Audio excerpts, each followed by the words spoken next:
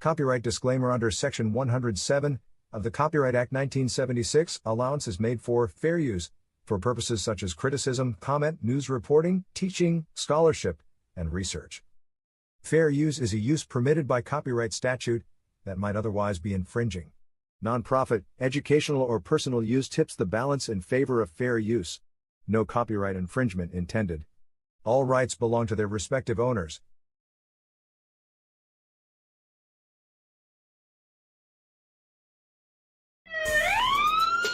This is War Cry.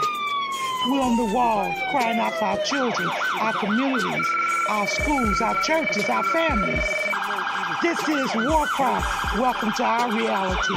Gun violence, Chicago, Philly, Detroit, New York, Atlanta, just to name a few. Our black children are dying day by day. This is War Cry. Police brutality. Hands up! Don't move. I can't breathe. Hashtag Black Lives Matter. Hashtag All Lives Matter to Christ. This is War Cry. Drugs, rape, mass shootings, school violence. This is War Cry. Galvanizing people to pray for our children and to take action. Let's march on Washington. We want prayer back in school. This is War Cry. Candles, memorials in every corner in our neighborhood. Who died this weekend? Oh no, not Miss Martha's grandson. This is War Cry. He was only 16. His brother died last year. He was only 13. This is War Cry. We the people. We're the elected officials. This is War Cry. We need the church. Where's the church? Only on Sundays. Get to the streets, church. We need you out there. This is War Cry. Girl, be gone. Boy, be gone. Mothers crying. Fathers being locked up. Welcome to our reality. Identity crisis.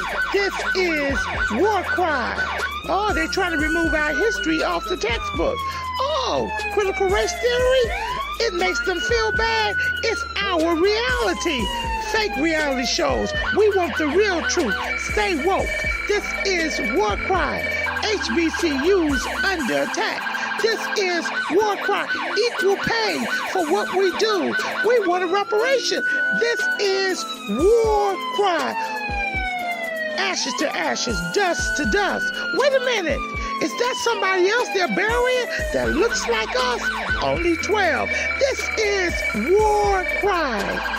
Oh, let us come together and pray for our young people, pray for our communities, pray for our schools, pray for our churches, pray that the government gives us what we need, a fair opportunity. This is War Cry, home of the brave, land of the free. Who's free? Our men are locked up. This is War Cry. Hashtag mothers against gang violence. Hashtag fathers who love their sons. Hashtag what would Jesus do? This is War Cry. I know who goes before me. I know who stays behind. The God of Israel's army is always by my side. This is War Cry, and welcome family into another episode of War Cry. We appreciate you joining us, family.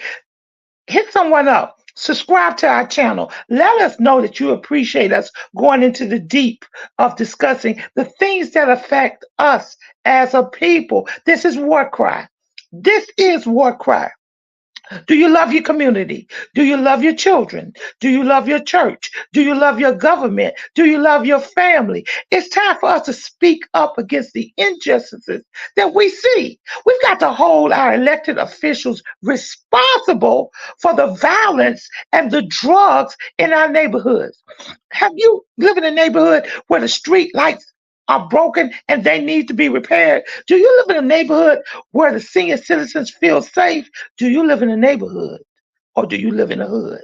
This is War Cry. Subscribe to us. Hit us up on our Gmail, warcry.children@gmail.com. Submit the names of children over so we can pray for them. Go in front of your schools and pray for them. Be a part of the solution, not a part of the problem. Listen, doesn't get you anywhere. This is War Cry. This is War Cry. Come on, let's bring the host in. Oh, we're not Oprah. We're not the 2020. We're not the housewives of LA, but we are the voice of the people. This is War Cry. And we're glad that you decided to join us today. I am very excited about this show, broadcast War Cry today, because I got two people on here that are just as radical as I am. Now, you know that I am radical. I love my people. I fight for my people. And I fight for any injustices that I see among poor and oppressed people, people who have been marginalized, people who don't have a voice. Yeah, the haves versus the have-nots. When is somebody going to reach in and help pull some of us up? This is War Cry. This is War Cry. We're not politically corrected, but we're Christ directed. This is War Cry. And we're so excited today.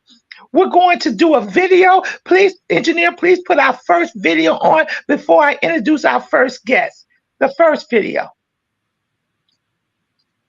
And I am excited. I'm State Representative Bruce Antone, and as a state representative, I am the people's representative in Tallahassee. So not only do I represent the 180,000 folks that live in the district I represent, but I represent everybody across the state of Florida.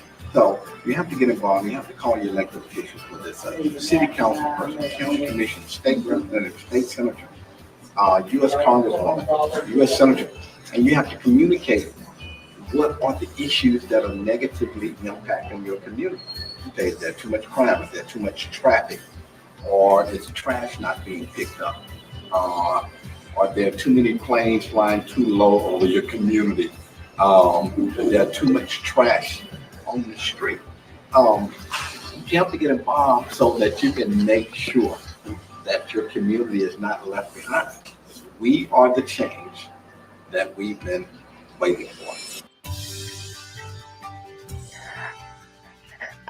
Yes, I want to introduce you to Florida State Representatives Bruce Antone. Representative Antone, please come on and tell us something about yourself. I just wanted basically to do the introductory video.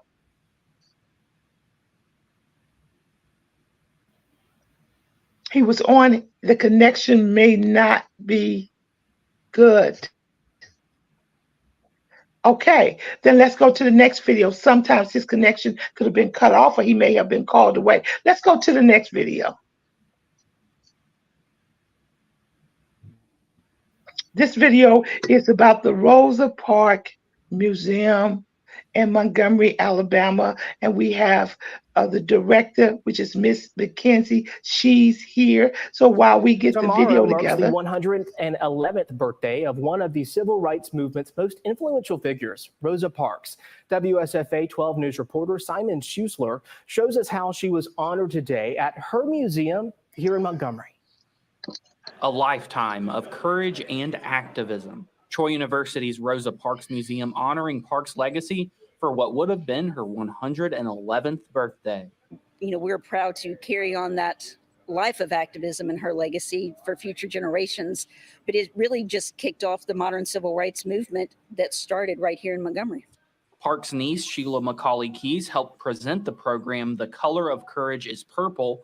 Other activities included making birthday cards, live music, and a story time with the book I Am Rosa Parks. I am very excited to share with the children as this book will share information about her life, because we mostly know her as an adult, but she was a little girl born in Tuskegee, Alabama. Now, I was on a bus like this one right here almost 70 years ago, and on this very street that Rosa Parks refused to give up her seat, but her legacy and influence is deeper than that one act.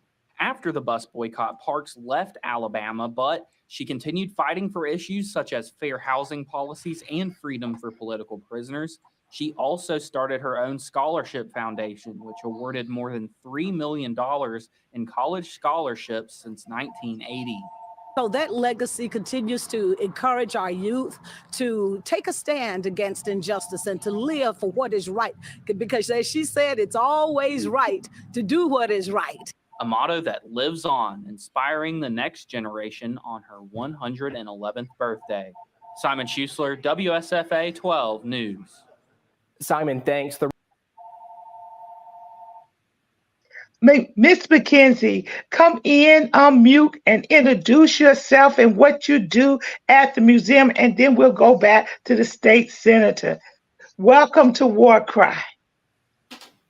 Good morning. Thank you for having me. Like she said, my name is McKenzie Walker. I am actually the Education Coordinator and Curator for the Rosa Parks Museum. The person that you saw in the video was the Director of Operations, Donna Beisel. She is unfortunately tied up today, but she asked me to step in her absence. And she wants to say thank you for this wonderful opportunity to come and speak about the Rosa Parks Museum and what we do. Okay, tell us a little bit about your background. Tell us a little bit about the museum, and why do you think it's critical for you to be there at this time? So I was born and raised in Montgomery, Alabama. So I always grew up around history. My mom is a historian, and she's the director of the Freedom Rides Museum in Montgomery as well. So all my life I've been surrounded by Black history. And the museum was open on December 1st, 2000. And that was the anniversary of when she was arrested in December 1955. So reason we are open is to basically preserve the life and legacy of Rosa Parks, but not just Rosa Parks, everyone who was involved in the Montgomery Bus Boycott at the time. We also talk about Claudette Colvin and all those other people that were arrested prior to her. And we also talk about the future, as well as what we want students to take away from the museum. We want them to be encouraged to go out into their own communities and make the similar change that Rosa made. So we really try to continue that life and legacy of hers and continue the mission of always doing what is right. Absolutely. Now, you brought up about Freedom Rides. What is Freedom Rides? So I'm glad you asked. So a lot of people are not really familiar with it. They might be familiar with the name John Lewis. He was a freedom rider from Nashville, Tennessee. And the Freedom Riders were basically trying to get integration on national buses. So Trailways, Greyhound. So while the Montgomery Bus Boycott was more about city buses, they're trying to get international buses from, integrated from Trailways and Greyhound. So they took a trip from starting in Washington, D.C. and going throughout the South. So they went through the Carolinas, Georgia. They ended up going and stopping in Birmingham and Anniston and were attacked in 1961, and they were also attacked in Montgomery, where that is the place, the Freedom Rides Museum is the place where they got attacked on May 18th in 1961. John Lewis, Bernard Lafayette, they were all attacked at the Greyhound bus station here. So that's something that a lot of people are not familiar with, but a lot of people might get it confused with what we do here as far as the Montgomery Bus Boycott and the Freedom Rides. So I just wanted to make that distinction. Okay, do we have a Florida State Representative? He just texted me. He said that he cannot turn on his mic, but Florida State Representative Bruce Antone, he is responsible for introducing a bill to build a $50 million museum in Orlando, Florida. Also, he introduced a bill. He has half of the highway, a leading highway in Florida, named after the Tuskegee Airmen, and he's also has the fourth Thursday in the month of March is Tuskegee Airmen Freedom Day. He's having difficulties coming on. We're trying to work that out in the background. But as we proceed on with the show, we do have Bishop Edward Lee Johnson on, and we have Reverend Patton on. So I want you guys to introduce yourself. Well, I'll defer to Miss Patton first. Go ahead.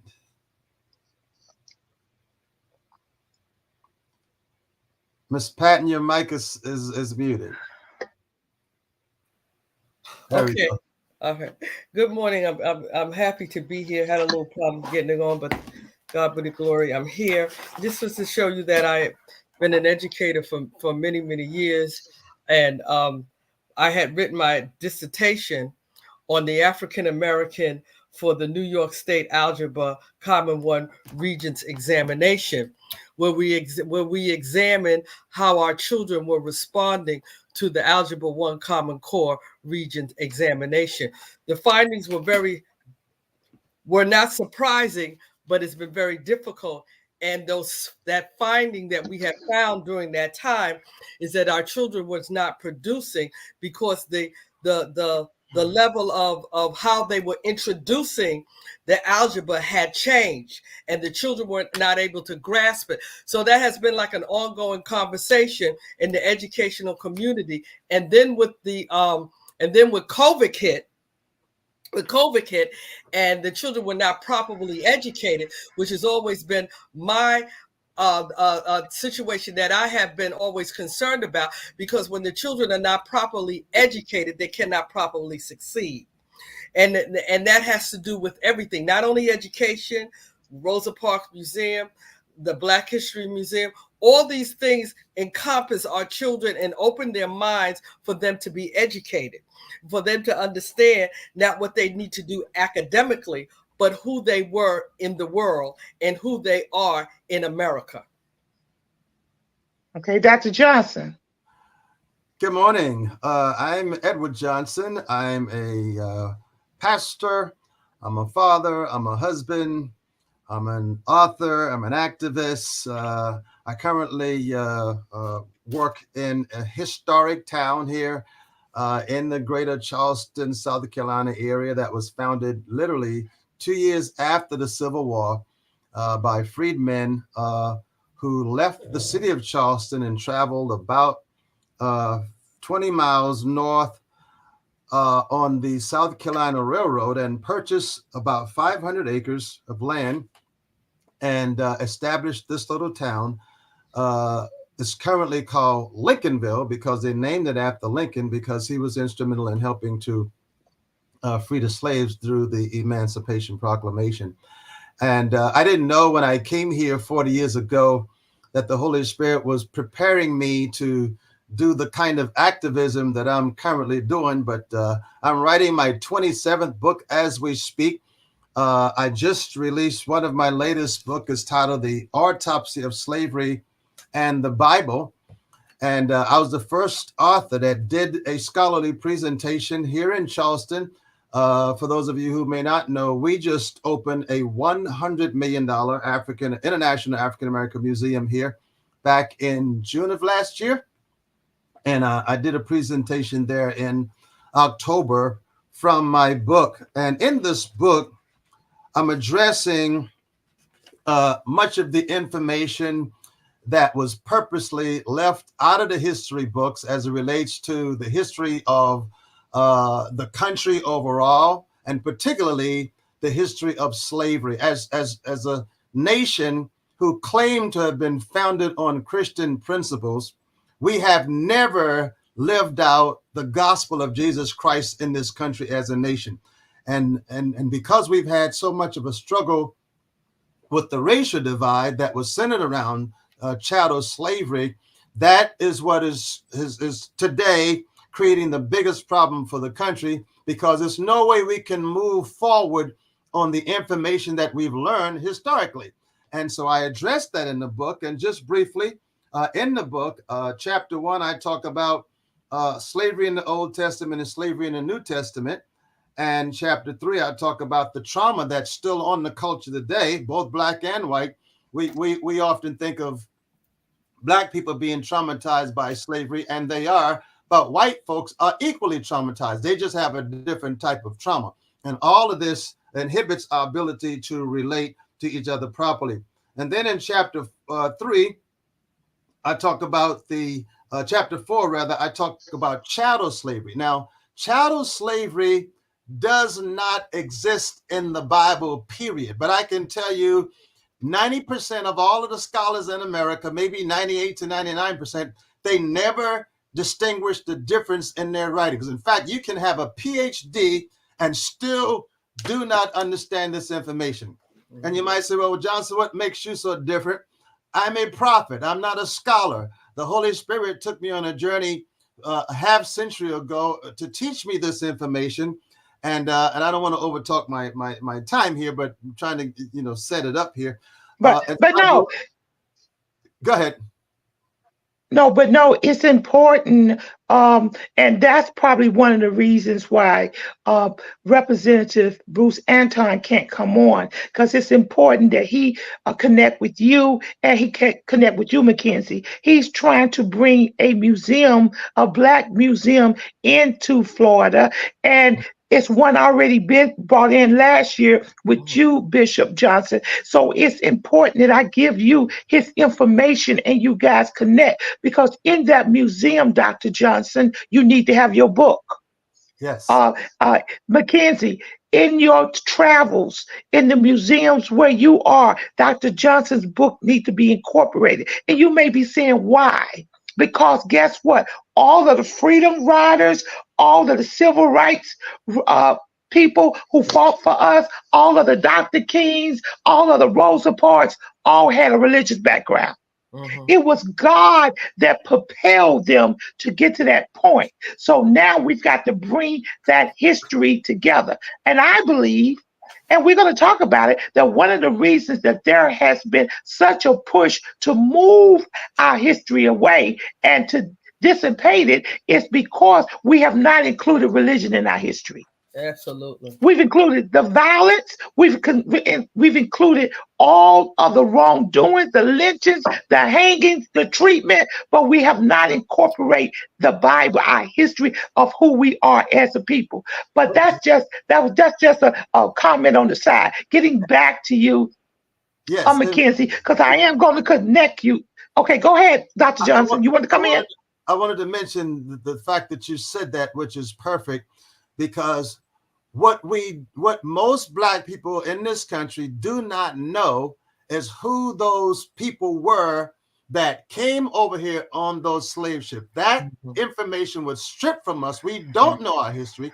You ask the average Black person in America where they're from, they're going to say Africa. Africa has 54 countries. We don't have a clue where we came from because this information was taken away from us and we don't know it. They don't teach it in college. And as you said about the spiritual side of it, we don't know our spiritual history. We don't know the spiritual side. Yeah, we bring a whole lot of other stuff here, in our culture, but we don't know who we are. I tell you who we are in this book right here.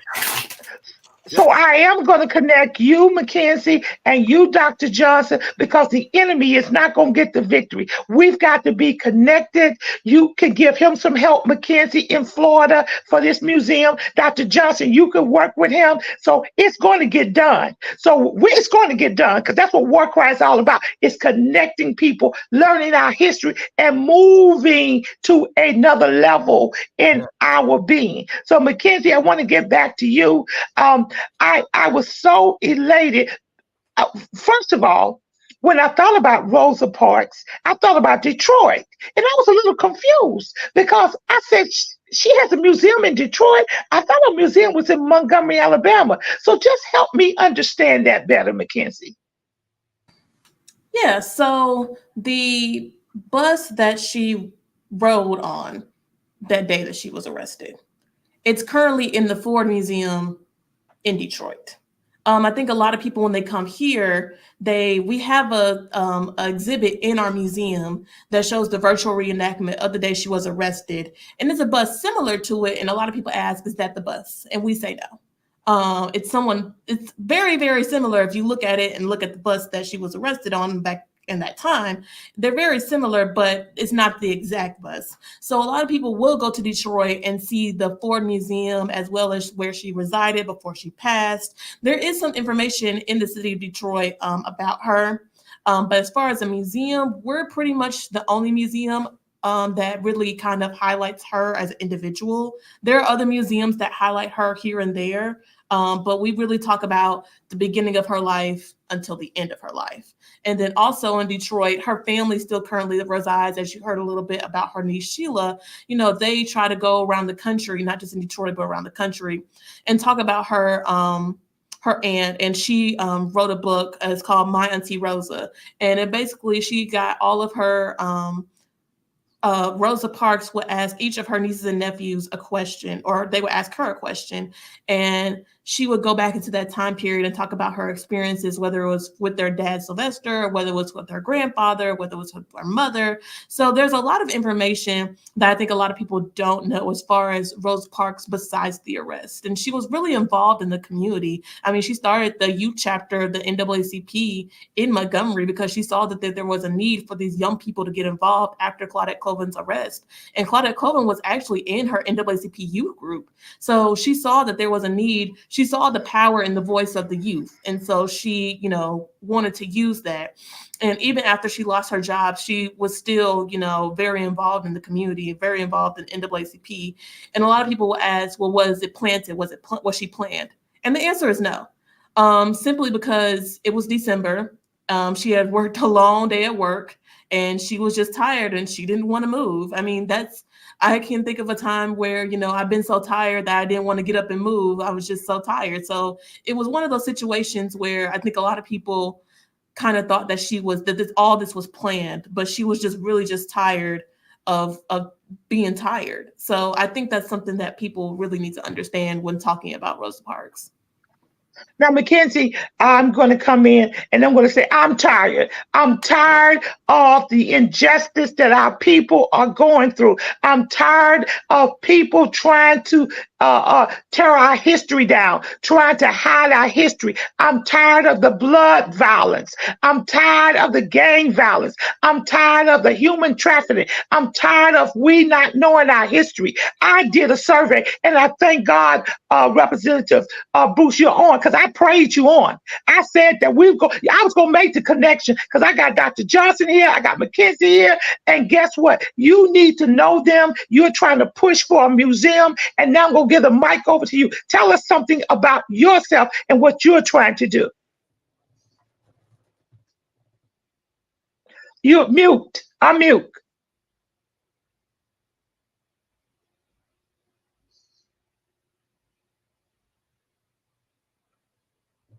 Still can't hear you, brother. He got a microphone issue. He unmuted himself, but there's a connection problem somewhere with your microphone. Yes, you have a connection problem. If you can hear me, Dr. Johnson said that you have a connection problem. You may have to do it. Yes, plug that up because we're going to get people connected. That's going to happen because I have on my Juneteenth shirt.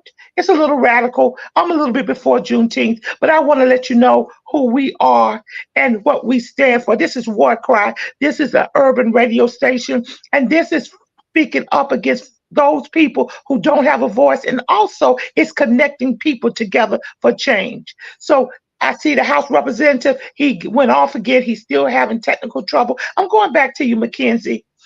How many people go through the Rosa Parks Museum, and how is it publicized? Is it on the Chamber of Commerce website? So when visitors come into the state or to the city of Montgomery, that everybody knows is there? Tell us a little something about it and what's in there. Yeah, so we are not only on the Chamber of Commerce website, we're on pretty much any tourism site that you think of that's in Alabama, because a lot of civil rights history happened in Alabama. So they really wanted to take the time to make sure that everybody has a chance to see it, even if it's not on Experience Montgomery, which we're on, or Birmingham, Tuskegee, all these surrounding areas, we're still on their list as far as the museum. As far as attendance goes, really, we're looking at between, 15 to 16,000 people a year. We have a lot of groups, especially in February and March, because, of course, Black History Month and Women's History Month, and then also in May with those schools getting those last minute field trips in. The summer is kind of a little bit slower. We do have some family reunions come down, but we do have our Juneteenth festival that happens on the Saturday before Juneteenth. And so a lot of people do come down and celebrate in that. So, and then it kind of picks back up in September, October, December with football season with Alabama State University, a lot of their people that are traveling to come down to the games, they want something to do and specifically to get as much Black history as they can while they're here. So they would tend to come to our museum, Freedom Rides, the Legacy Museum. So we're on a different couple of people's radar. And not only do we want to promote our museum, we promote all the museums in Montgomery and also in the surrounding areas. We talk about the Selma and Lowndes Interpretive Center, which discusses the Selma to Montgomery March, as well as Tuskegee Airmen Field, the Oaks, which was Booker T. Washington's house, Tuskegee University. We definitely want to make sure that we're keeping those surrounding cities as partners. That way, you know, we can still be connected, as you said. And even if we have big or little events, we definitely want them to get exposure as much as possible. Okay, Reverend Patton, do you have any question you may want to ask Lindsay right now before she goes on? Yes, I just wanted to say to Mr. Johnson, I have read your book. Well, I have read your book. So much. I have it all highlighted. I have it all. How did you hear about it? From Elder Montgomery. Okay. We were on on War Cry. On War Cry. And she talked about the book. Okay. I ordered the book. I read the book. So I want you to know that I've read your book. I've highlighted it. I've gone back. I made references. It was a breath of fresh air to hear another perspective, a holy perspective on what was going on in our history. Yes. Well, it was okay. So I wanted you to know I read the book. Thank you so much. So that's your 5-minute plug. For everybody listening, we want you to go on Amazon, including you, McKenzie. We are going, I am his spokesperson for the Northeastern District. As if we can sell 2 million books, I get a 10%. So let's go War Cry. And it goes to helping the urban community. It goes to scholarships for our children. That's what it goes to. Not one of our funds go in our pocket. It goes to pick up and spread the news of War Cry. Now, he can never, the book is, even though it's at a minimum cost, you can never he can never pay you for the research he put in there. But that's enough plug for you. Do you have a question for McKenzie? You have a question for McKenzie? Yes. I just wanted to say that the information, well, I sort of have a comment and a question.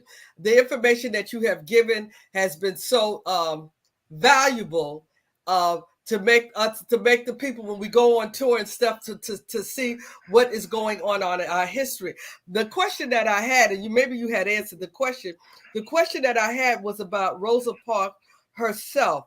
Did she do any particular writing for, like a memoir? Did she do a memoir herself? Now, I know her family was involved, but did she actually do a memoir of her experience? So Quiet Storm is one of her memoirs. It was an autobiography. Okay. And even though she wrote it, but she was kind of telling the person the information, they wrote it. I don't believe it's published anymore. We don't sell it, but I don't believe it's published anymore. Okay. That's the closest as far as any type of writing that she's done. She didn't really do any journaling, really. She had a really good memory. So all of the things as far as books and research that people have done, it's pretty much her just telling her story and telling it over and over again without missing a beat. And that's the same thing with a lot of the elders. They have good memories as far as what they've been through, what they've experienced. Same thing with Fred Gray. He's written a couple of memoirs and he goes on to speak. I believe he's 92 or 93, and he's still as sharp as he was back then. So a lot of these people, they're really going off of telling other people their stories. And so she didn't really do much journaling because she just always was telling her story, whether it was around the country, around the world. So a lot of people really wrote it for her, but she kind of told her story, if that makes sense. Okay. No, we call it oral transition. Yeah. That's what we do. And that's how the Jews story is over and over again, because they repeat it to their generations and generations. We have the state representative on, but he's still saying that his voice, his mic is not working. Can you hear us now, state representative, or are you still having difficulties?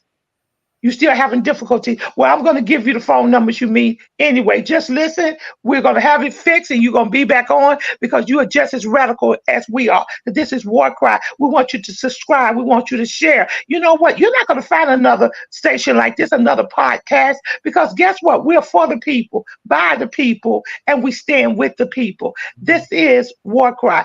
Now, do you have any questions that you might want to ask State Representative Dr. Johnson? Not State Representative, I mean McKenzie, Dr. Johnson?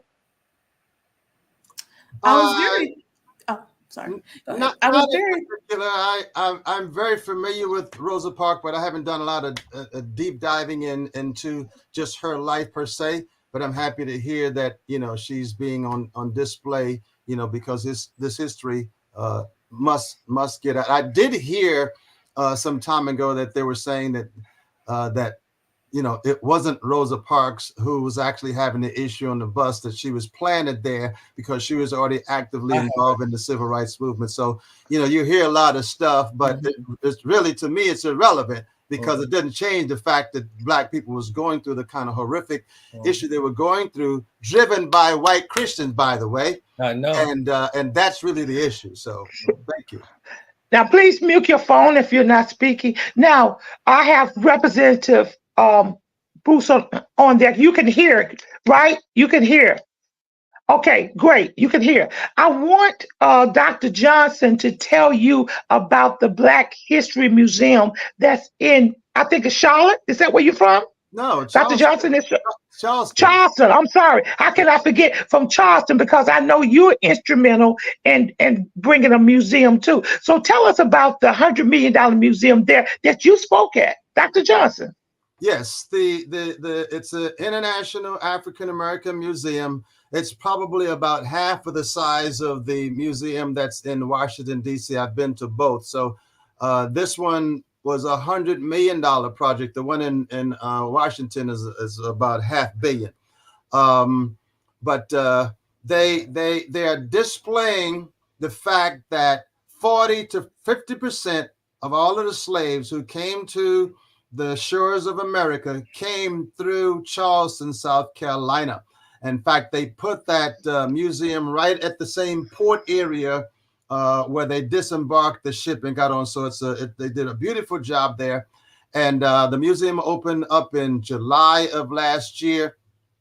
And I had several pre-trips into the museum prior to it opening.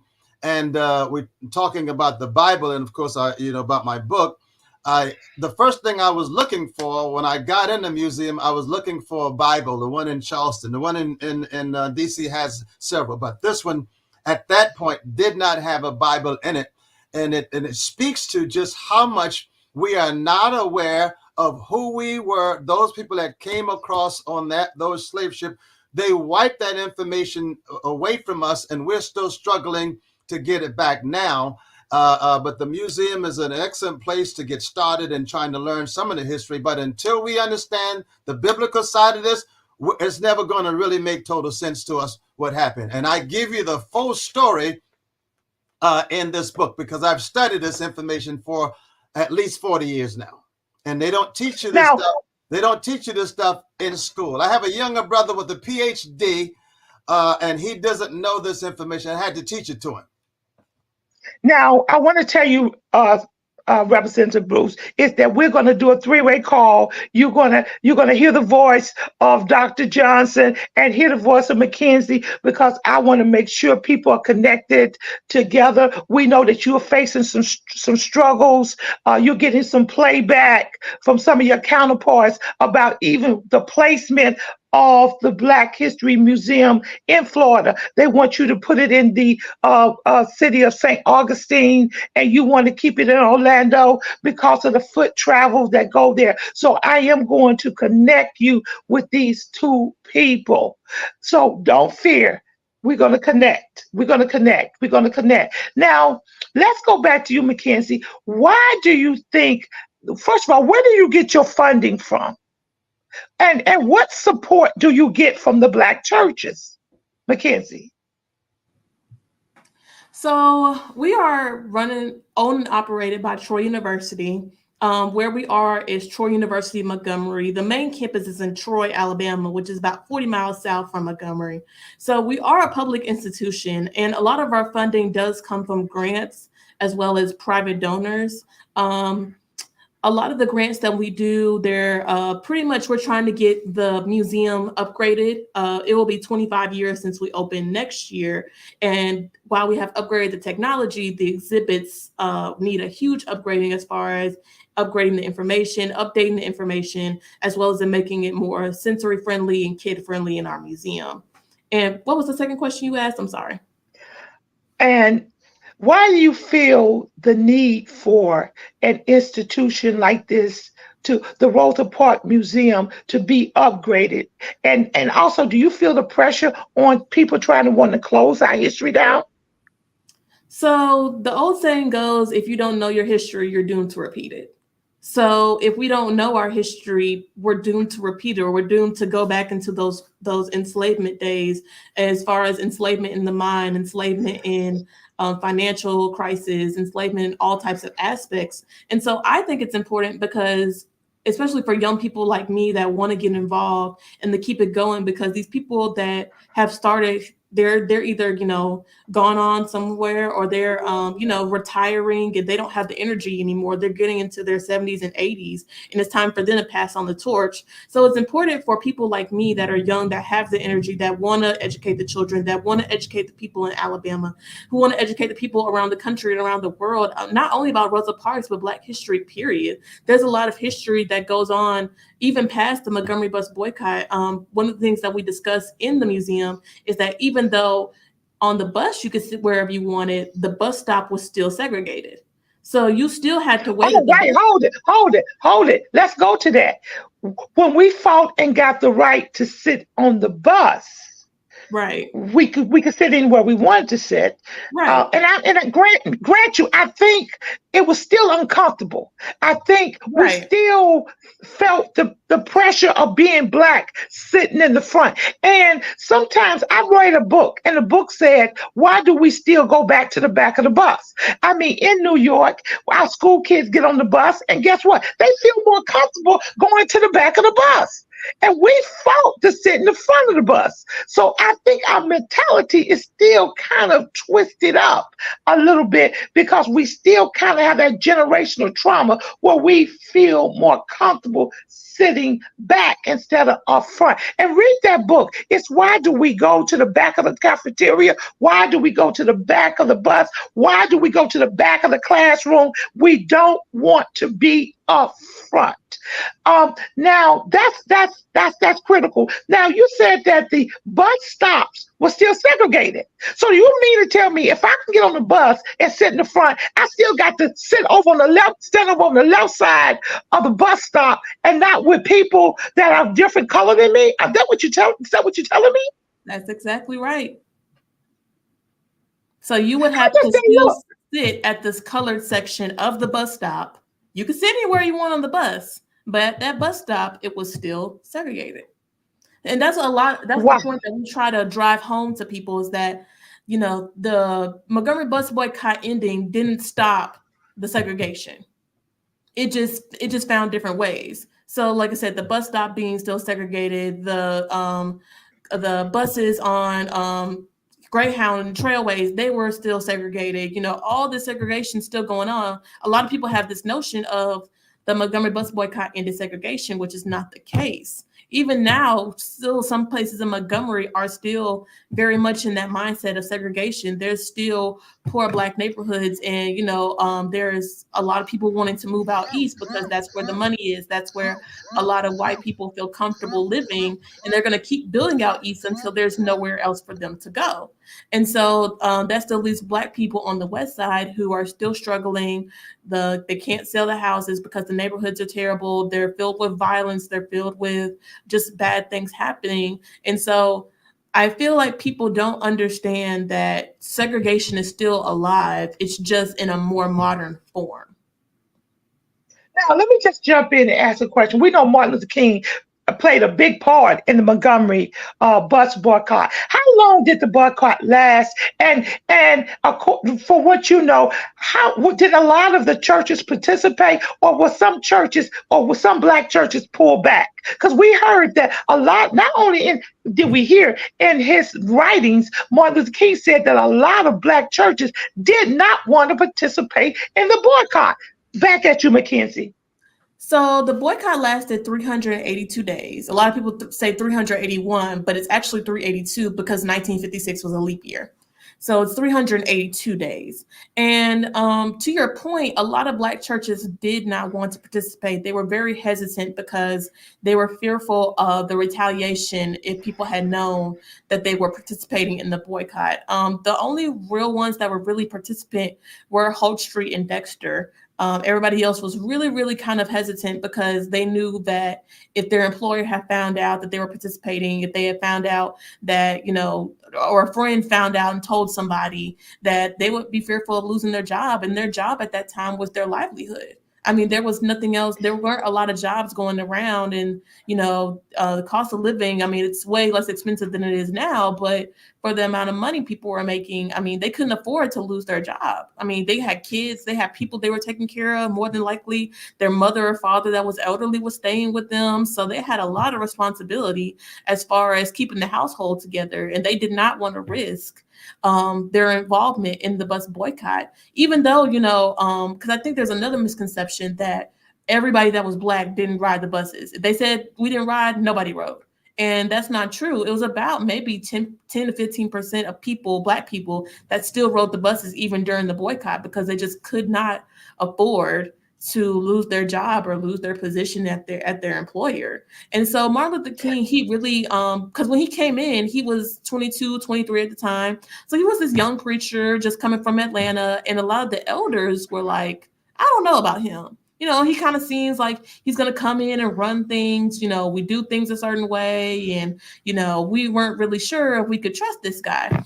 And Edie Nixon was like, no, trust me. Like, he's the guy that you want, and he's the guy that's going to make this happen. And eventually they did warm up to MLK as far as him not only being the preacher at Dexter, but also just being the face of this movement. And even after his house is bombed in January of 1956, he still had the courage to keep going. And that was him saying, God told him that he would see him through the movement. And that's exactly what he did. Now I want to come back to you, but I do want to ask the other panelists, do you think, Minister Trevor, do you think boycotts are effective? We look at what change would happen when we had marches and boycotts, but do you think that's an effective way for us to resolve things or bring attention to things in 2024, Minister Trevor?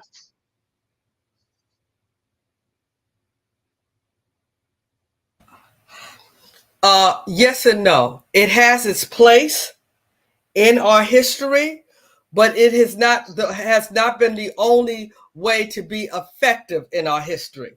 I think that we need to use our economical power.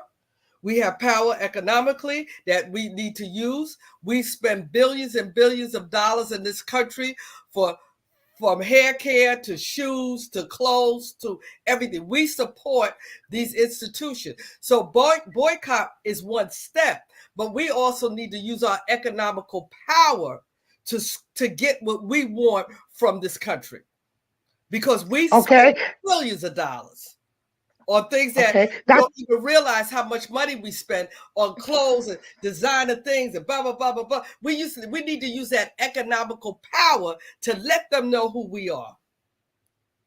Okay, Dr. Johnson, do you think, based on what we know about our past and where we are now in 2024, that boycotting is an effective way for us to go to bring change? Personally, I think that we're in a whole different world from where we were 40 to 50 years ago, when Black people were more segregated off into community to themselves. They were willing to fight for issues that was more germane to them. Over the past 50 years, we've gotten a whole lot more freedom. We're making a whole lot more money. So you're not going to get a strong block of Black people to do anything for the most part politically other than, go to the polls and vote, and you don't get a lot of that. And so personally, I think we're going to have to try to start thinking more in terms of, our roles as real Bible believing Christians, and not the traditional white supremacy Christianity that we've been taught, that's cloaked in denominationalism, because I think that's a part of our biggest struggle right now, is that we've got all these major churches, call them Black churches in our communities, and you have basically no relationship with these pastors in that community. So we're so spread apart now. I don't think that method is going to work anymore. We need collaborative effort, but we also need to include good white people in on our campaign as well, because that's the way Christ. Absolutely. Yeah. Absolutely. Now, my feelings on the subject. I think boycotts, marches, protests are a way to get the world's attention. I looked at what happened with George Floyd. The world can speak through passive resistance and the gathering and the coming together, and we can get the attention of the world that way. And that's what happened with George Floyd and many other people that protest throughout the world. That's why we have the George Floyd bill that's still sitting on the desk of at the White House and not passed yet. And we need to get the bill passed. Now, economical resistance is still a boycott to me. It's still a boycott.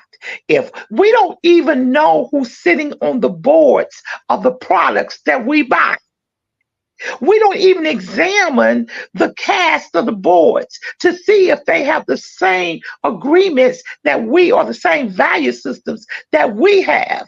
We don't even know if they support our Black institutions, our Black colleges. We don't know if they give to our Black organizations. We never examine that. We just buy. We just buy. We just buy. Just as Christians, we don't know if some people sitting on these boards are atheists and Satanisms. And we don't know, because as a people, we just buy. And I think we really need to know who's sitting at the top of these things that we support. Do we have anybody sitting on the boards of Pepsi Cola, on the boards of McDonald's? Do we have people that represent us sitting up there? And we don't care because we just buy. McKenzie, back at you. What do you think? So I think boycotts are a good strategy point as far as getting people's attention. I think the way the young people are trying to boycott now when it comes to Israel and Palestine, they're not having any structure behind it. They're just kind of acting off impulse. They're angry, they're upset, and they have a right to, but they're getting the people's attention for 5 seconds and it's on to the next news story. I mean, people are walking out of graduations, people are doing things as far as, protesting on their college campuses, but it's not really keeping anybody's attention. It's not really a whole bunch of, CNN, MSNBC, they might do a news story about it, but it's not constant coverage of these young people are doing this, these young people are doing that. And so I think a lot of things one of the things I think people need to understand is that boycotting, there's a structure behind it. There's a way to do it as far as how it's going to be effective. Because after they saw in the Montgomery Bus Boycott that after a day that, okay, we think that this could work. And so they voted, hey, do we want to keep it a day or do we want to keep going? And the people of the community decided, we're going to keep going until there is actual change, paper in hand, change done. And so I think the young people today are just looking for that instant gratification and not thinking of the long-term effects of, okay, are you going to keep going because it's trendy, or are you going to keep going even when you're not trending, even when you're, getting only 10 and 15 views? Are you still going to keep, how passionate do you feel about this topic? And so I think that's something that people have to ask about themselves. Do they feel that do they have this passion for, as far as the topic that they're protesting about? I mean, George Floyd, it was all over the world. I mean, and they said we were going to keep, I mean, it was COVID, so people ain't had nothing else better to do. So we were like, we're going to keep protesting until something is done. And so, you know, people are now, it's just slowly dying off. They see that that's effective, but now people have no structure behind it. They're not going to their representatives in their state. They're not going to their representatives in their local communities. They're not going to their school board saying, hey, why are these libraries, why are you telling us that we can't read these type of books about our history? And so that's where they had to start. You can't, my mom always says, you can't eat the elephant in one bite. You have to start off small. Start with your local, you know, start getting voted, you know, voter registration. The more votes you have, the more power you have. You know, start doing the small things in the community and then work your way up into the White House, then the state legislators and whoever, because they're not going to take you seriously if you're just doing one little protest. They're like, you know, not that you need to go and burn somebody's house down or something, but you need to, you know, keep it going. Like I said, even if it's 10, 15 people that are liking your Facebook post and you're really passionate about something, you have the heart to keep it going, then keep it going, even when nobody's looking. The people in the boycott were not looking to get international attention. They just wanted to get the attention of the mayor. Was like, hey, we're gonna, since you said we deserve this treatment, well, you don't deserve to get paid.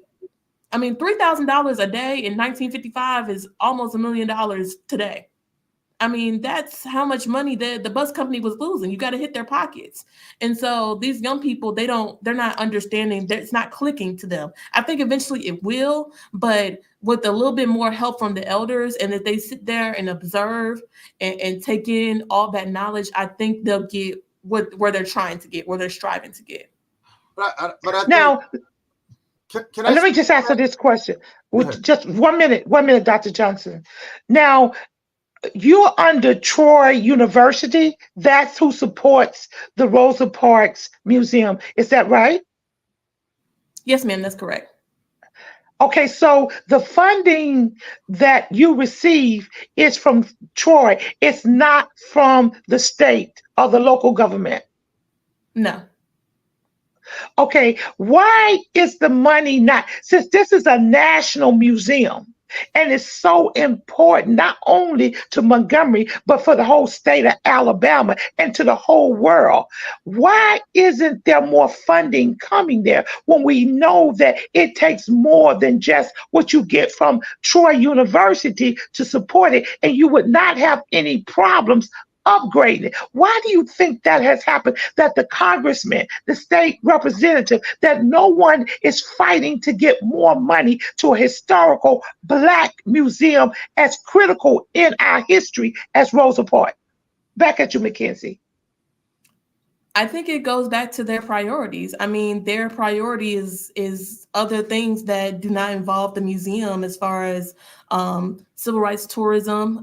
They feel like the Legacy Museum is one of those things where, you know, it's going to bring the most people. They've upgraded to almost 2 hotels. Well, the hotels will be done at the end of this year, and then 2 more restaurants. So, you know, I think personally they just don't see us as a priority. Now, when we get to the 70th is going to be next year. And of course, everybody's going to want to jump on a bandwagon of, oh, we want to donate. Oh, we want to do this. Oh, we want to do that. And we're actually in the early planning stages of that for next year now. Well, in the next couple of months. But I think it's because we haven't let them be a priority. We haven't gone to the Capitol, which is up the road from us, and said, hey, we need to talk to Governor such and such because we need more funding. This is what, if you truly feel this way about Black history and whatever, we want to get more funding. How do we get that? How do we get in touch with people? And if you're not going to give us the funding, then we're going to go out and get it on our own. I mean, that's how, you know, African Americans have made it this far. We haven't been handed anything. And so I think, you know, it's just, we haven't really tried to even rely on even our own university. You know, they might give us some support here and there, but as far as the events that we do, as far as the summer camp that we do, we fund that, you know, basically on our own between donations and private donations from the state and local legislatures. Even with the Juneteenth Festival, JC Love, who's our probate judge, our mayor is donating money for sponsorship for us. So it's not like Troy University is handing us $50,000. We have to go out there and tell our local legislation, the people that are talking to the governor on a daily or weekly basis, hey, you know, I'm giving money to these issues. And maybe they'll tell other people in their Congress. They'll tell other people in their circles, hey, this is what I'm doing. This is what I believe in. You know, they need funding. They need help. And so, you know, it's word of mouth. And then all of a sudden we're going to get contacted. So I think it's just really us not really pushing to have the government and the state government. I mean, they're not really involved as far as what we do, as far as being present, besides maybe a ribbon cutting down now and then. But other than that, that's not really, you know, their priorities as far as right now. Now, and before I let Dr. Johnson come in, I want to say something. Our Vice President Kamala Harris has been pushing for our Black institutions to be receiving more funding. And I think all our Black museums should be also receiving that funding. And before we go off the air, I'm going to have you make the announcement on how we can even send money to support. Private donors can support. Dr. Johnson, you had a question. Well, it's not a question, it's basically a comment. The tragedy that we've experienced in some of our more modern catastrophe over this racial issues is we've had our own people who have not been integral when money started to come into our hands. I mean, when the situation happened here in 2015 with those 9 people getting murdered in the church in Charleston, 25 minutes away from where I'm sitting right now, you wouldn't believe what was going on in the news and in that church the months and years after, with all that money and attention that was coming into that church. Do you not? There were multiple lawsuits in the church with the families and the church members. I mean, it was the most craziest thing you'd ever believe. And I'm saying it is a crying shame in the face of one of the worst history. Racial history in the history of the country, and you've got us doing this kind of stupid stuff when people are putting all of this money into this project, and we have not been integral with it. And you can say the same thing about the Black Lives Matter. You know, I've seen some of the footage, and if y'all can refute it, you know, I'll you know, back down from this. But they claim over $1 billion went into that movement, and that money was squandered in the location in the community where they claim they were doing something with it. So we have sabotaged our own interests because we don't have spiritual integrity. That's why we see so much of this foolishness coming out of these churches now on the internet, because we're not doing God's work. I'm sorry, but that's our biggest issue. Valerie, you're muted. You're muted, Valerie. Unmute your mic. I say, preach, Dr. Johnson, preach. I see state representative. He might not can come in, but he's shaking his head in agreement with you. Preach, because guess what? Our integrity as Black people sometimes comes under scrutiny ourselves. We don't have the best intentions behind it. Yes, I agree, McKenzie. The boycott was organized. They had men of integrity. And let me just move aside. They had the church, they had preachers in front, and I'm not saying every pastor has that integrity, but the ones that was on that boycott, the ones that volunteered, they actually stayed there to the end. And I'm telling you the truth. I might have been one of the ones riding on the bus. I might have said, okay, bye. I got to get to work. I got to be at Miss Martha's house, and y'all not going to make me late. But guess what? They did it, and everybody benefited. So now we're here in 2024, and we've got to do something different. The church still got to be first. I know you're hearing me, House Representative. Dr. Johnson should be a part of that Black History Museum that you're putting together, because the church has always got to be present. Dr. Johnson's book should be in Rosa Parks, because the church always got to be present, because we got to know who we are first. See, it is God who brought us this far, and we want to just move it aside. The march was good, but God was in front of the march. The Kairos moment took place, and we was able to secure it. And I ain't preaching for Dr. Johnson. I'm just preaching the truth of the matter. And it wasn't about our Blackness. We got Blackness tied into this. It's got to be about our spiritual foundation. That's what got us free. It was the spiritual side of us. That's it. And let me say something else. It should be a museum for Till. Emmett Till should have a museum. His mother expose him to the brutality of what people did to us. And I salute her today. I salute her today to have her son laid out so America could see the ugliness of what we did. Not we, but what was done unto him, an atrocity that was done to her son. So it's the exposure. It's brave people like yourself, McKenzie, young, that's going to lead the next generation. Period. Now let us know how we can help. Let's put it out there. How can you give your 5, your 10, your 100? We got a lot of Black millionaires, McKenzie. I just want to let you know. Oprah could give money. Jay-Z, do you want me to call him out? Could give money. You want me to call him out? Michael J. could give money. All these rich basketball players, football players, tennis. I don't want to go that way with him because he didn't know what he was, but he could give money. Tiger Woods. He could give money. We can support our own self. We are the answer to our own problems, not white people. White people have stood beside us. It was many white freedom fighters that died. True. Period. So we've got to understand that. McKenzie, back at you. Tell us how we can support. Tell us, let me ask you a question. If I walked into the Rosa Parks Museum right now today, what's the first thing I would see? McKenzie. So you will walk in and there's a bust of Rosa Parks, her sitting in what looks like the seat that she was sitting in when she was arrested. And so a lot of people like to take a picture with her sitting next to her as if they were sitting next to her at that time. And so people are like, oh my God, that's so cool and things like that. And then you would go in, you would see our gift shop, which is full of books. It's full of neat souvenirs. A lot of the books that we sell aren't just about Rosa Parks. They're about Martin Luther King. They're about John Lewis. They're about Joanne Robinson, who was the president of the Women's Political Council, who basically got the flyers out to everybody. I mean, come on, 50,000 flyers in one night. I mean, that's crazy. In 1955, they had to work overtime to get that. I mean, you can get that in probably an hour somewhere now. But I mean, so we talk about those people. And well, let me step in. It shows the unity of Black people. Right. It showed how unified. It showed them working together collectively for one thing. Period. In their mind. When we work together in unity, we can accomplish more together. Period. And we don't need no Judas with us, because there was Judas in the camp.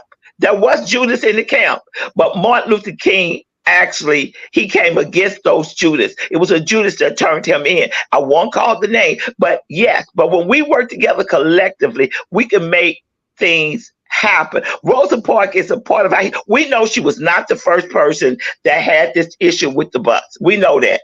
But we know that her movement actually propelled us to another level in our understanding and in riding the bus. Back at you, McKenzie. Let us know how we can help, what we can do, how we can support.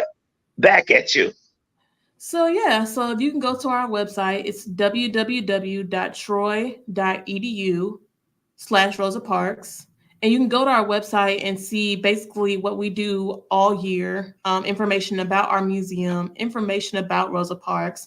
And we have a support tab on that website to where you can make a donation, whether it's $5, $10, $100, $100,000 if you wanted to.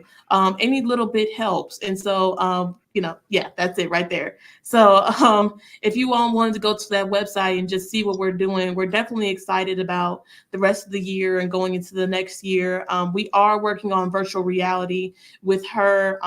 We're launching this big app. It'll be launching in August or September, as far as having Rosa Parks right next to you and telling her a little bit about her life as if she was there. So that's something that I'm really excited about. And I think it's really going to change the way that museums are ran, because it's one thing to read information, but it's another thing to actually visualize it and see Rosa Parks, because a lot of the kids that come through our museum, they were, not even born when she was, when she passed. So it's a great tool to have as far as this VR and AR. So we're definitely really, really excited about that, as well as our Journal Go app that basically gives a little bit more information about the museum, a little bit more information about what we do and what we do outside of the museum. We do a lot of events throughout the year. Like I said, our Juneteenth festival, we celebrate Rosa Parks Day, we celebrate her birthday. So I'm really excited. Excuse me, when is Rosa Parks Day?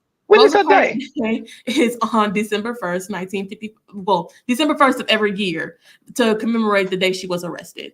So us and her family are working to get that as a national holiday. It's definitely been a long process. We're still working on that, but that's one of the things that we're trying to get to the White House. So that's definitely a work in progress, but we're making good progress, I could say. Now, let me say something. Rosa Parks, she was married. I think her husband's name was David. Was that her name? What? Raymond Parks. Okay, now we never mentioned him, but he played a strategic part of the movement as well because he was right by her side. Every step of the way, even when she was, very apprehensive. And it was one night that she talks about in, I believe, Quiet Storm, where James Blake, the guy that was driving the bus the day she was arrested, she had an encounter with him about 12 years earlier than the actual day of her arrest. She got on the bus and she paid, and a lot of people don't understand that when you paid at the front of the bus, but you had to get off the bus and go through the back of the bus if you were Black. And so a lot of times James Blake, he would lead people. He wouldn't even go to their bus stops. He would just ride by. And so he was very notorious of treating Black people very unfairly. And so she paid at the front. And as she was trying to go to the back, he drove off. And he got her purse stuck in the door. And so he kind of dragged her a little bit, probably about maybe 150 feet before her purse eventually let go. It was raining outside, and Raymond was very upset. And he was like, I don't know if, because she had just joined the NAACP. She had done a little bit of community work. And he was like, I don't know if you're really prepared for this. And she was like, no, I'm going to keep doing this. Like, I'm gonna, and she swore to never get on a bus that he was driving again. And so she was so tired that night. That's why the rumors of her being planted are false, because had she known, if she wasn't so tired, she would have got on the bus. She would have just waited for another bus. So, yeah, Raymond, he worked at the military base, and he also lost his job as well when they found out about his involvement and his wife's involvement in the Rosa Parks Museum, not the Rosa Parks Museum, sorry, in the Montgomery Bus Boycott. So he also lost his job as well as hers, but he played a very pivotal part. He was there every step of the way for her, and never lost hope. And he knew the power and courage that she had before she even knew it. So. Now, did she have any children? She did not have any children. Her brother, Sylvester, had 12 kids. So she had plenty of nieces and nephews for the children that she did not have. It's not that she didn't want children.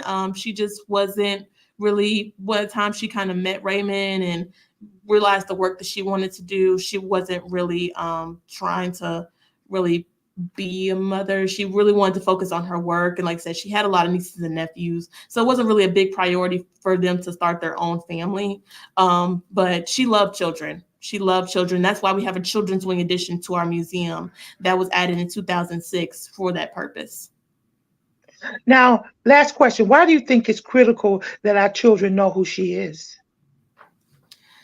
So it's very critical because, like I said, if you don't know your history, you're doomed to repeat it. And one of the things that we drive home at the museum is that she wasn't a superhero. She was just an ordinary woman that was just tired of giving in. She was just tired of being tired.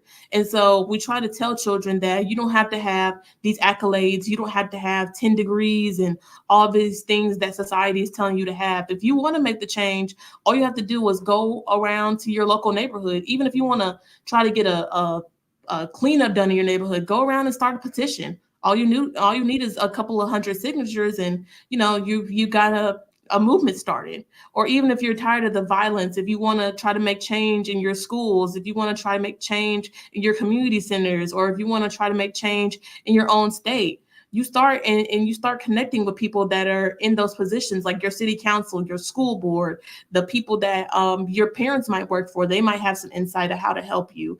And so that's what the message that I want to leave with people is, that she was not an ordinary citizen. She was an ordinary citizen, but she did an extraordinary work. So. Okay, how has this impacted your life? Being a young Black African-American woman yourself, how has working in the Rosa Parks Museum impact your life and the way you think?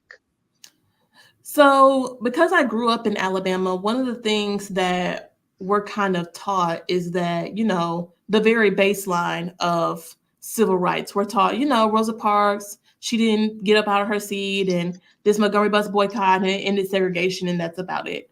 But to see people that look like me work in a museum about Rosa Parks, it makes me happy because these are the type of people that should be working at the museum, people that look like us, people that have the passion that I have as far as Black history to keep it going.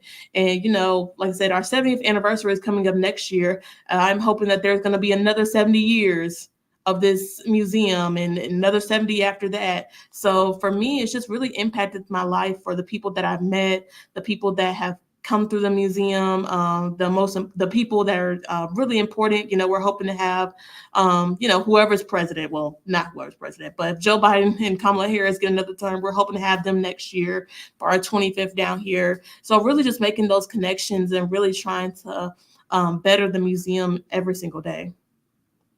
Okay, Minister Trevor, who comes from the motherland of Africa, she don't wear anything but African garments. What are your comments, Minister Trevor, as we begin to close the show? What do you feel about what you've heard and the importance of keeping our legacy alive, Minister Trevor?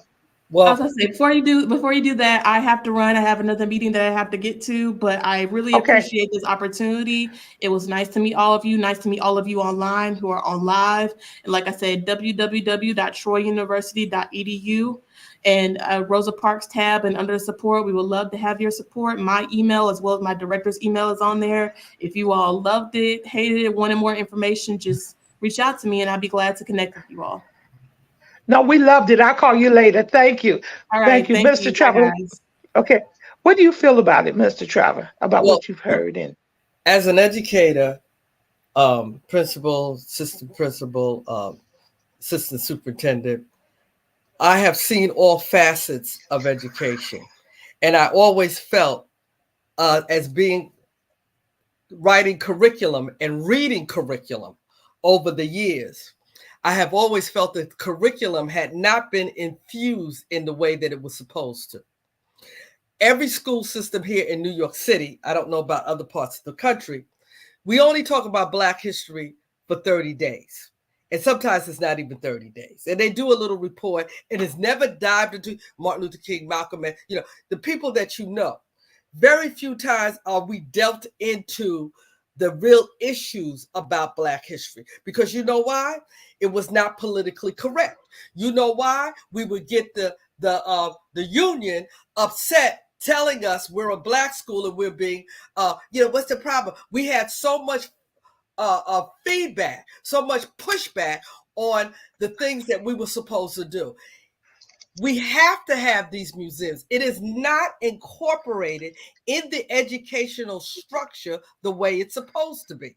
It's not only supposed to be 30 days, the 30 days, it's supposed to be infused in the curriculum. I read curriculum.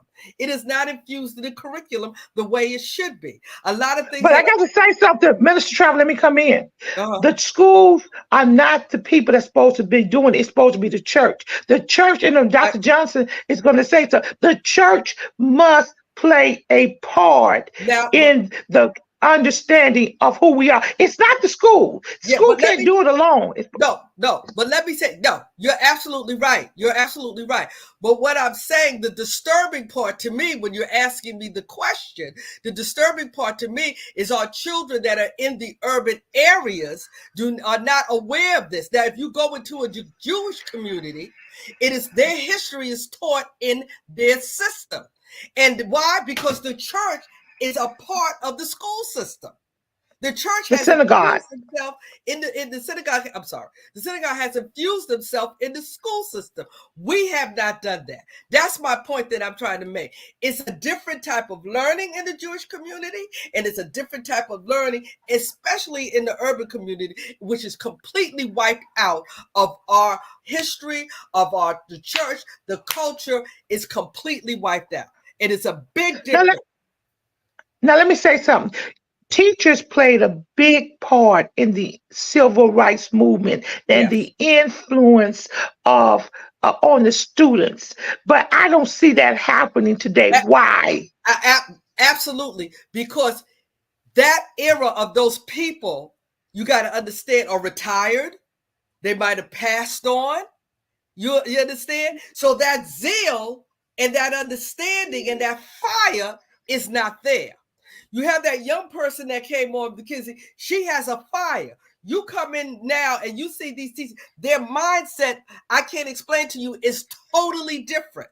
Their mindset is, they don't, why? Because when they went to college, they didn't know anything about Black history. But black teachers must care about all kids, period. And the schools were segregated.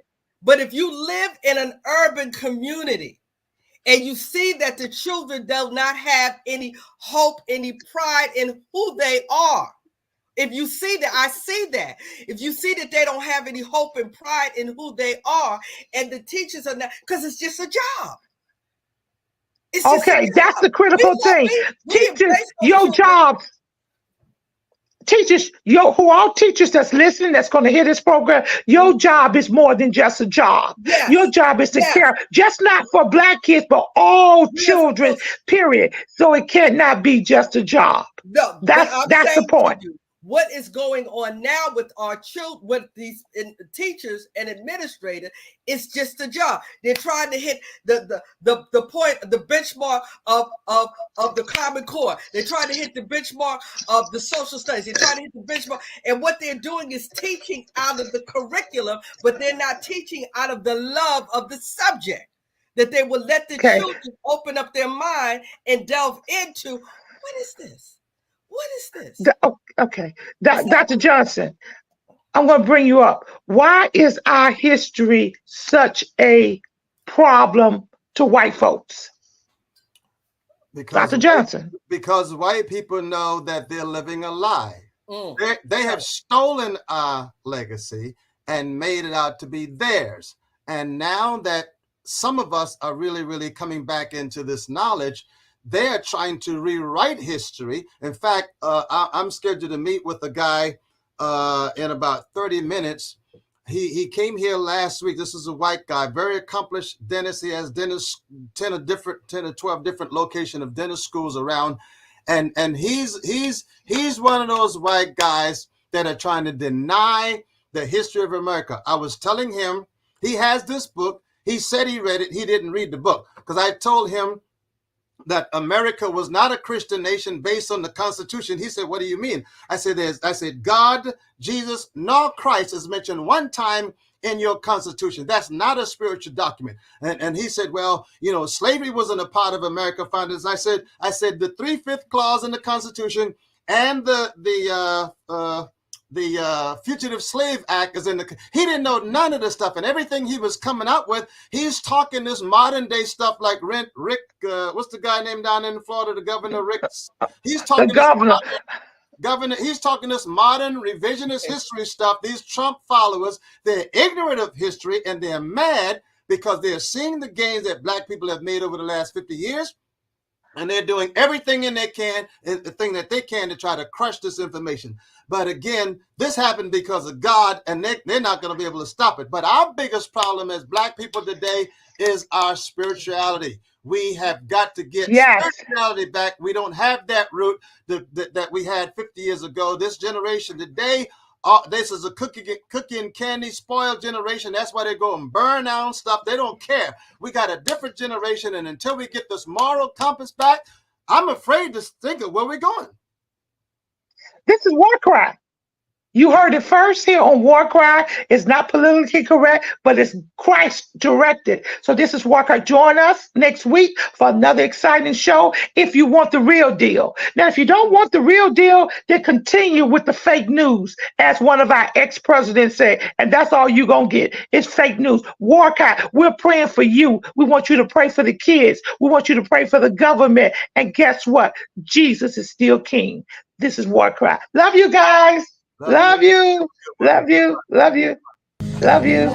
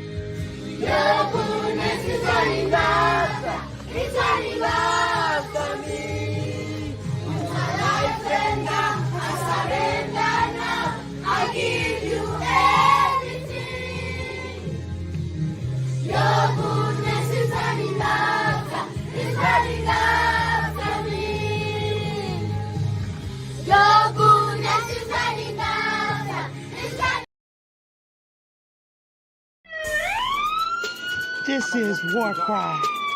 We're on the wall crying out for our children, our communities, our schools, our churches, our families. This is war cry. Welcome to our reality. Gun violence. Chicago, Philly, Detroit, New York, Atlanta, just to name a few. Our black children are dying day by day. This is war cry. Police brutality. Hands up! Don't move. I can't breathe. Hashtag Black Lives Matter. Hashtag All Lives Matter to Christ. This is war cry. Drugs, rape, mass shootings, school violence. This is war cry. Galvanizing people to pray for our children and to take action. Let's march on Washington. We want prayer back in you. This is war cry. Cameras, memorials in every corner in our neighborhood. Who died this weekend? Oh no, not Miss Martha's grandson. This is war cry. He was only 16. His brother died last year. He was only 13. This is war cry. We the people. We're the elected officials. This is war cry. We need the church. Where's the church? Only on Sundays. Get to the streets, church. We need you out there. This is war cry. Girl, be gone. Boy, be gone. Mothers crying. Fathers being locked up. Welcome to our reality. Identity crisis. This is war cry. Oh, they're trying to remove our history off the textbook. Oh, critical race theory? It makes them feel bad. It's our reality. Fake reality shows. We want the real truth. Stay woke. This is war cry. HBCUs under attack. This is war cry. Equal pay for what we do. We want a reparation. This is war cry. Ashes to ashes, dust to dust. Wait a minute. Is that somebody else they're burying that looks like us? Only 12. This is war cry. Oh, let us come together and pray for our young people. Pray for our communities. Pray for our schools. Pray for our churches. Pray that the government gives us what we need, a fair opportunity. This is war cry. Home of the brave. Land of the free. Who's free? Our men are locked up. This is war cry. Hashtag mothers against gang violence. Hashtag fathers who love their sons. Hashtag what would Jesus do? This is war cry. I know who goes before me. I know who stays behind.